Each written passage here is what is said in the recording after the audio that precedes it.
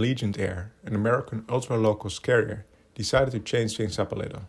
If you're a regular viewer of the channel, you know how I always mention that fleet commonality, using one single type of planes, is how low-cost carriers keep their costs low and are able to offer cheap fares. But now Allegiant plans to do it differently, and they will operate both the A320 and 737. So why did they opt to do so, and how do they plan to make it work? And most importantly, is there a chance that it will work out? Let's talk aviation. If you enjoyed this video, remember to like and subscribe. This really helps the channel grow and makes it easier for others to find. Allegiant Air has been operating for over a quarter century now, and during those years, they have seen steady profits. As a low-cost carrier, they were always a bit different than the rest. Most low-cost carriers fly as much as possible, every day of the year. Allegiant, however, has opted to focus more on specific routes and has a lower utilization of its fleet.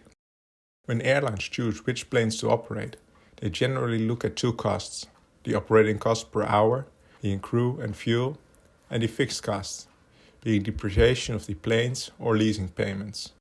With newer planes, the fixed costs are relatively higher, and thus, to keep the total costs per hour flown low, you will need to fly as much as possible. However, when you buy older second-hand planes, like Allegiant did, the variable costs are relatively higher, and this makes that the airline could achieve similar total cost per hour with fewer flights a day. So for example, before Allegiant started to use the A320, they operated the MD-80, a plane that was already out of production by the time the airline bought them second-hand. Since 2003, the airline quickly expanded its fleet of MD-80s to 58 in the following decade, and from then onwards, the older MD-80s were replaced by second-hand A320s. Oh, before I forget, in the meantime, they also used some Boeing 757s for a couple of years. And right now, the airline has 35 A319s and 93 A320s. The A319s are the oldest, being on average 17 years old. With the recent addition of some newer A320s, the average age for those is about 14 years. In comparison, ultra-low-cost competitors Spirit and Frontier have fleets with an average age of only 7 and 4 years. Okay, so that was their current strategy, but what changed? At the beginning of the year, Allegiant placed an order for 50 brand new planes, Boeing 737 MAXs to be exact. This is a change from the all Airbus A320 strategy the airline had the past decade. And instead of outright replacing their fleet of Airbus aircraft, they will operate the A320 and 737 concurrently until at least 2025, when they will start to slowly phase out the oldest planes in their fleet. Why did Allegiant break with its strategy of buying up older A320s? Well, it's undeniable that the newer MAXs will be more efficient than the A320s, and with the airline looking to expand, fuel costs are becoming a larger factor. But nonetheless, the airline will need to have spare parts, maintenance specialists, flight attendants and pilots for not one, but two different types of planes. In order to cover these costs, they have most likely got a stellar deal from Boeing.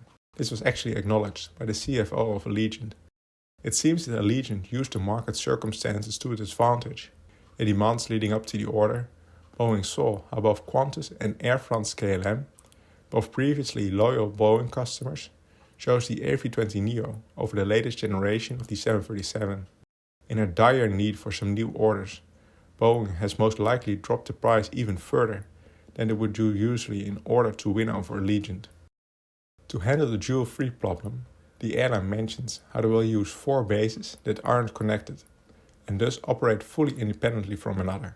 Each base will have a single type, and thus, for each one, there is only a need for pilots that can fly either the A320 or 737. This of course leads to the most important question: will it work? Well, I don't know. On one hand, the strategy laid out has some potential. However, a lot will depend on how the airline will develop its route network. If the airline increases its flights per aircraft per day, this will require multiple flight crews, hotels, and a new set of logistical problems. But it's undeniable that the operating cost per flying hour will go down. If fuel prices were to increase further, having more fuel-efficient planes becomes more and more important. So only time will tell how Allegiant will use the 737 MAX. And when the first are delivered in 2023, we'll be able to see for ourselves how they do it and if it's profitable.